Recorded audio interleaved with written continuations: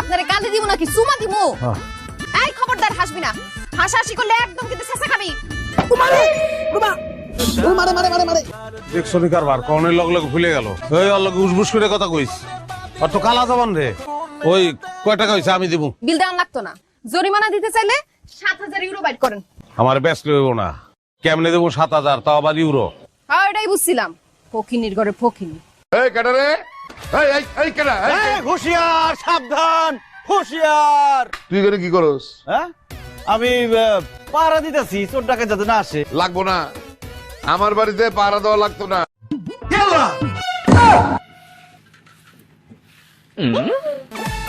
মোর জামার কান লেগে গেছে। বাবু লাগিলে কই যা? আমগো সর্বনাশ হয়ে গেছে গা। তুমি তো সর্বনাশ রূপে থাকো, তোমার এবার সর্বনাশ হইতো। আম্মা, আপনার পোলারে কারেন্টে ধরছে, কারেন্টের শক খাই আসে ঝুলে রইছে আম্মা। করি না কি করতাম? আম্মা, এই যে আমার হাতে শুকনা বাঁশ লইছে, আপনার হাতে জানু আছে, এডি দিয়ে পিডাইয়া শৈলের তে সব কারেন্ট বাইট করতে হবে। তোমার এবার কি কর?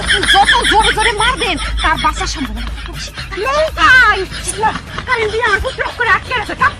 আম্মা কথা পারেন না, এখনই এক কারেন্ট কেটে দেবো।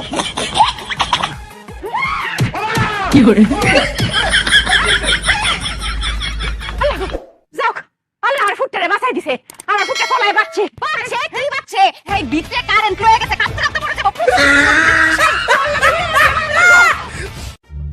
আর আমি লাড়ি দিয়া তিনজনের ইচ্ছা মতো বাইরামু। যে আমার মাই সহ্য করে থাকতে পারবো, হ্যাঁ থাকবো। আমি মার খেতে রাজি আছি, যত খুশি আমারে মারে, যত ধরে ইচ্ছা তত ধরে মারেন, আমার কোনো সমস্যা নেই। এই তোর কেন মারবে? হ্যাঁ আগে আমার মারবে। মার খাইবা আমায়